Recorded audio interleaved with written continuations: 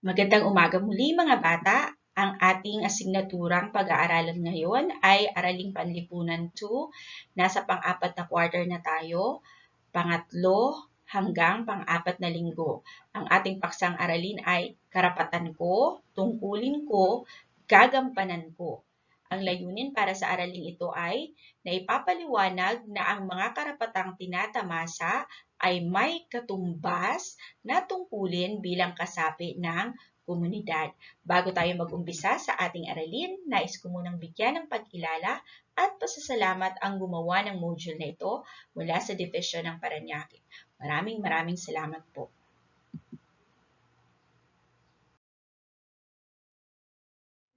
Tayo muna ay magbalik-aral sa ating nagdaang aralin. Pagtambalin ang magkaugnay na larawan sa hanay A papuntang hanay B. Isulat ang sagot sa sagutang papel. Okay. Ayan. Number 1, karapatang magkaroon ng pangalan. Alin dyan ang nagpapakita ng karapatang magkaroon ng pangalan? Tama. Letrang B. Kasi pag tayo ay binibinyagan, tayo ay binibigyan na ng ating sariling pangalan. Pangalawa, karapatang makapag-aral. Asaan dyan ang karapatang makapag-aral? Mahusay. Letrang C. Okay. Karapatang makapaglibang. Ang tamang sagot ay A. Ayan, marunong na kayo ng mga karapatan ninyo o alam nyo na ang inyong mga karapatang tinatamasa.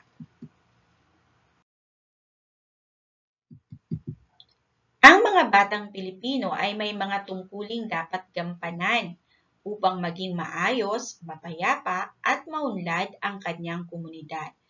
Okay, lahat tayo ay may kanya-kanyang tungkuling dapat gampanan, bata man o matanda, para sa ikabubuti ng ating komunidad.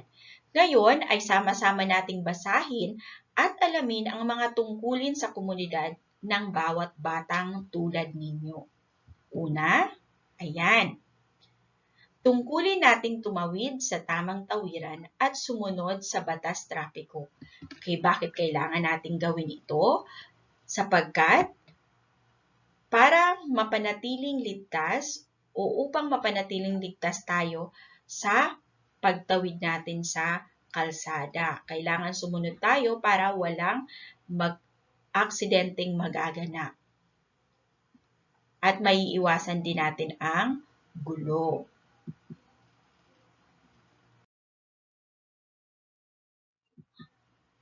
Sunod, tungkulin nating magtapon ng basura sa tamang lalagyan.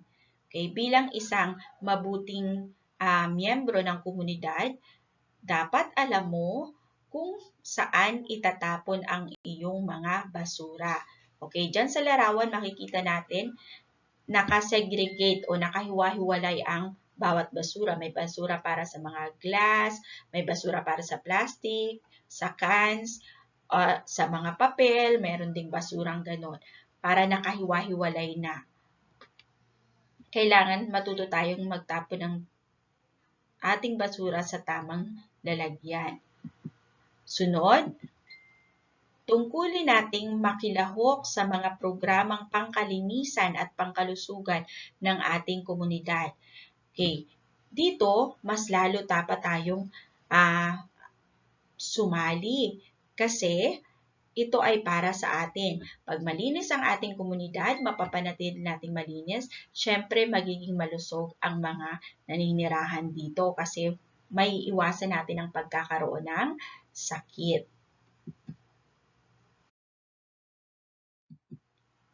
Sunod, tungkulin natin na tumulong sa mga nangangailangan lalo na sa panahon ng kalamidad.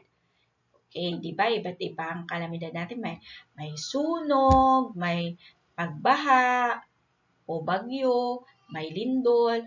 Okay, kung meron tayong maitutulong bilang isang bata o si mama, si papa natin, pwede natin silang hikayatin na tumulong sa mga nasalanta ng bagyo. Lalo na ngayon, meron na namang bagyo, ang bagyong Dante, di ba?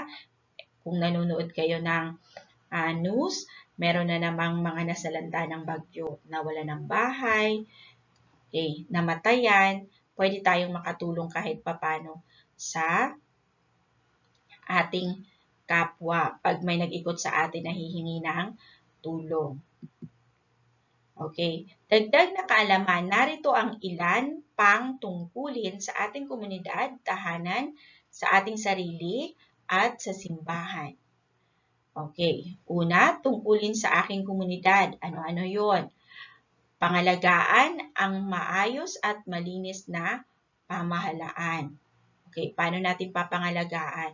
Siyempre, tutulong tayo sa paglilinis. At hindi din tayo magdadagdag sa pasaway para maayos ang takbo ng ating komunidad.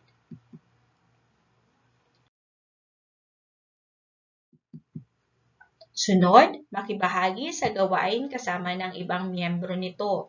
Okay, dahil ikaw ay miyembro ng komunidad, kailangan lamang na tutulong ka sa kung anong mithiin meron sa inyong komunidad.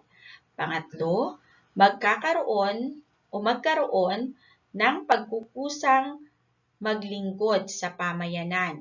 Hindi mo na kailangang imbitahin. Pag nakikita mong naglilinis sila, tumulong ka na din sa paglilinis kasi para sa komunidad nyo naman yun. Kasama ka doon. Pang-apat, maging tapat sa kinabibilangang pamayanan. Okay. Para sa letrang B, tungkulin sa ating paaralan. Okay. Pumasok ng maaga. Kailangan pag ikaw nag-aaral, papasok ka ng maaga. Iwasan ang pag-absent. Bakit kailangan iwasan ang pag-absent? Para hindi mo nami-miss yung ibang mga pinag-aaralan. Para lahat napapakinggan mo at lahat natututunan mo. Pangatlo, huwag makialam sa gamit ng iyong kaklase. Dapat, kasi hindi naman yun sa inyo. Pwede niyong pakialaman kung halimbawa may hiniram kayo, magpapaalam kayo. Kapag hindi kayo pinayagan, huwag niyong gagalawin kasi hindi yun sa inyo. Tumulong sa iyong guro at kaklase. Okay, di ba sa loob ng classroom, minsan inuutusan tayo ng teacher natin na tulungan siyang maglinis, sa pagwawalis, gano'n. Okay, kailangan tutulungan natin ang teacher natin.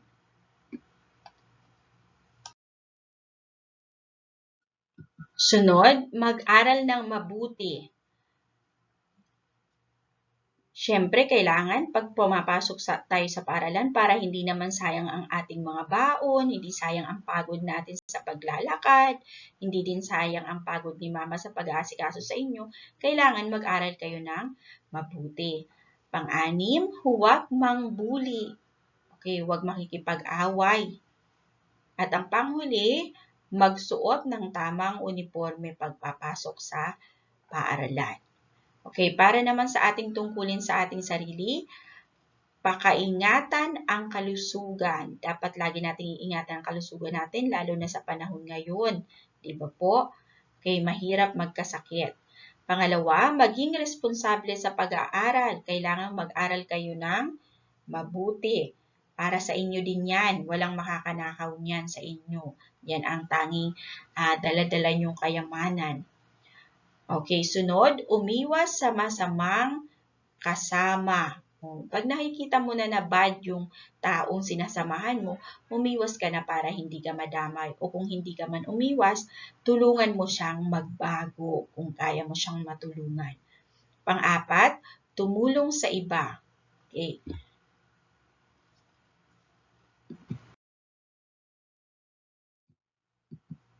Sunod, para sa tungkulin natin sa tahanan, kailangan maglinis. Okay, tutulungan natin si Mama maglinis yung mga kaya na nating gawin para mapanatili nating malinis ang ating bahay. Maghugas ng pinggan. Ayan. Sundin ang ama at ina. Dapat. Kasi nasa ilalim pa tayo ng pamumuno ng ating mama at papa. Dapat susundin natin kung ano ang kanilang mga sinasabi. Kasi hindi naman magsasabi si mama at si papa ng makakasama sa atin. Siyempre, puro makakabuti sa atin. At panghuli, igalang ang iyong ama at ina at ang mga taong nasa paligid mo. Okay, para ikaw ay igagalang din ng mga tao sa paligid mo, kailangan matutunan mo ring igalang sila. Ganun lang yun. Okay, igalang mo sila at igagalang ka din nila. Para sa ating tungkulin sa simbahan, pagpapalaganap ng salita ng Diyos. Pwede tayong mag-share kung ano yung mga natutunan natin sa tahanan natin at sa simbahan kung paano ang mabuting asal o mabuting pakikipagkapwa. Sunod, pagtalima at paniniwala sa Panginoon. Siyempre, kahit anong relihiyon meron tayo, may pinapaniwalaan tayong mas nakakataas sa atin. May Diyos tayo na pinapaniwalaan. Okay. At ang panghuli, pagiging matapat at mapagmahal sa kapwa. Okay, kailangan mahalin natin ang kapwa natin kasi ang tao hindi naman nabubuhay ng mag-isa lang. Kailangan natin ang tulong ng iba. Kaya kung hindi natin mamahalin yung kapwa natin, sa oras na mangangailangan tayo, wala din tutulong sa atin. So, kailangan mahalin ang kapwa at maging matapat sa iyong kapwa. Para sa ating unang activity, o unang gawain, lagyan ng check ang bilang kung ang tungkulin ay kaya mong gawin at X kung hindi. Una, magbayad ng buwis. Kaya mo na bang gawin ang pagbabayad ng buwis? Okay, hindi pa. Kaya X, sila mama at papa pa niyan ang pwede makagawa. Pangalawa, magtapon ng basura sa tamang basurahan. Tama. Ayan, kayang-kaya mo na yan. Pangatlo, tumawid sa tamang tawiran kahit walang nakatingin na pulis o trapiko o pulis trapiko. Mahusay. Kailangan sumunod tayo sa batas trapiko, may nakakakita man sa atin o wala para maiwasan ang aksidente.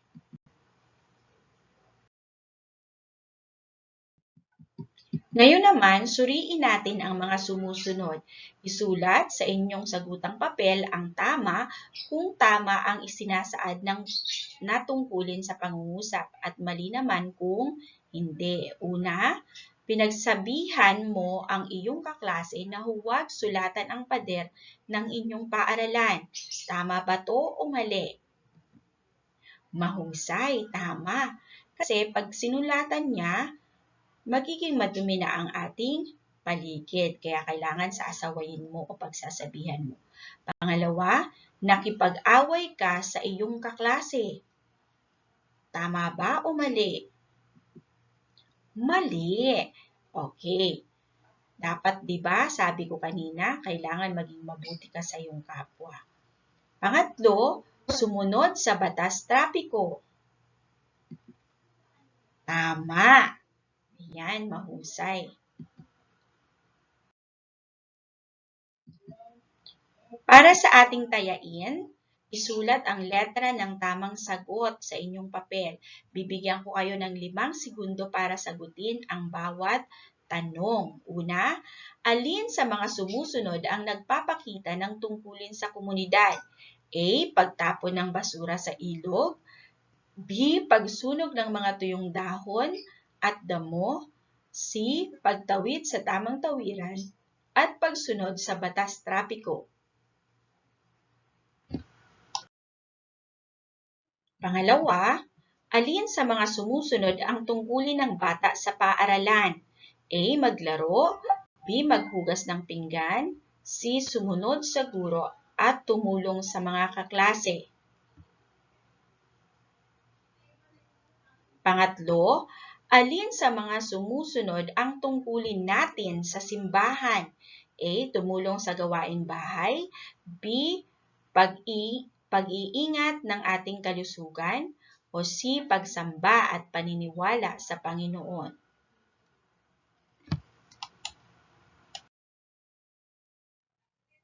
Pang-apat, ano kaya ang mangyayari kung hindi natin ginawa ang tungkulin natin sa ating sarili? Ano ang mangyayari kung hindi natin ginawa ang tungkulin natin sa ating sarili? A. Tayo ay magiging malusog. B. Tayo ay maging masayahing bata. C. Tayo ay magkakasakit at mananamlay.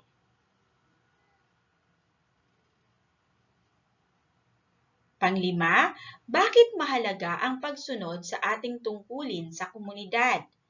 A. Ito ay nakakarumi ng kapaligiran. B. Ito ay nakapagpapagulo ng komunidad.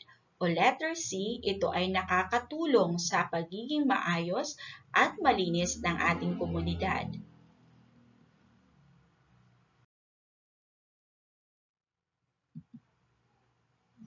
Para sa ating gawain B sa tayain, piliin ang letra ng tungkuling dapat isagawa ng bawat sitwasyon. Una, namamasyal ka sa palaruan ng iyong komunidad. Nakita mong sinulatan ng mga bata ng pentel pen ang siso. Ano ang gagawin mo? A. Pagagalitan mo. B. Isusumbong mo sa iyong nanay. O letter C. Isusumbong mo sa namamahala ng palaruan. Ayan, sagutan sa loob ng 5 segundo.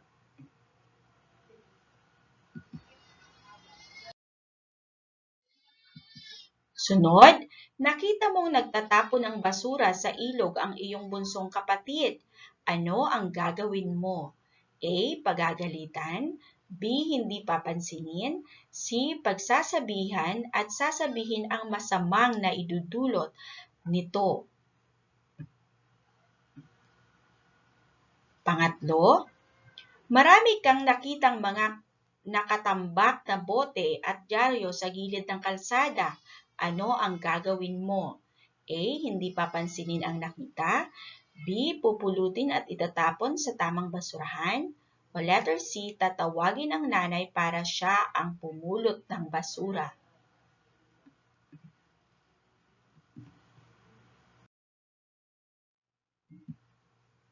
Pang-apat, nakasulat sa babala ang bawal manigarilyo. Nakita mo na maraming tambay ang naninigarilyo sa tapat ng babala. Ano ang gagawin mo? A. Hindi ito papansinin. B. Makikitambay sa kanila. O letter C. Ipapaalala sa mga tambay ang nakasulat sa babala. Panglima, nagwawalis ng bakuran ang kapatid mo. Inipon ang mga dahon ng puno at sinunog. Ano ang gagawin mo? A. Makikisali sa pagsusunog ng mga dahon. B. Pagmamasdan ang ginagawa ng kapatid. O letter C. Sasawayin ang kapatid at sabihing pwedeng gawing pataba ang mga dahong winalis.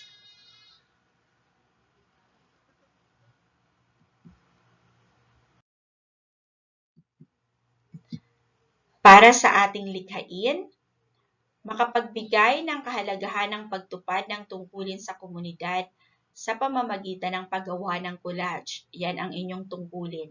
Ang kailangan nyo gawin ay isang mananaliksik at magaling sa sining. Okay, yan ang gampanin nyo. Maging isang mag-aaral na mananaliksik at magaling sa sining. Okay. Ang pwede mong maging manunood ay ang inyong kapwa mag-aaral o ang miyembro ng pamilya nyo katulad ng magulang. Ang sitwasyon, ang mga bata ay hahanap ng mga larawan na gugupitin o guguhit ng mga larawan na nagpapakita ng tungkulin sa komunidad at sabihin nito ang dahilan kung bakit mahalaga ang pagtupad sa mga ito. Okay, bubuo kayo ng isang collage. Ang pamantayan ay susundan nyo ang rubrics. May rubrics dito.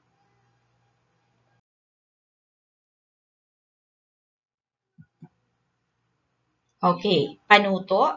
Sa tulong ng magulang, maghanap ng 3 o higit pang larawan na nagpapakita ng tungkulin sa paaralan. Gupitin ito at ilagay sa malinis na papel. At magbigay ng dahilan kung bakit mahalaga ang pagtupad ng mga ito. Kung walang makitang larawan, ay guguhit na lang ang mag-aaral sa tulong ng inyong magulang o pwede din ng inyong kapatid.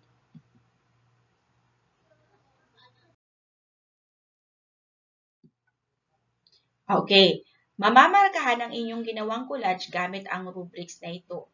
Okay, ang pamantayan ay konsepto at malikhain. Okay, makakaroon kayo ng 5 puntos pag napakahusay ng inyong ginawa, 3 puntos pag mahusay, pag di mahusay 2 puntos. Okay. Tingnan mabuti ang pamantayan na iyan para magkaroon kayo ng mataas na puntos. Kapag kayo ay tapos ng sagutan, ang likhain at tayain natin, maaari nyo na tungkunan ng larawan at ipasa sa ating Messenger GC. Magandang araw mga bata!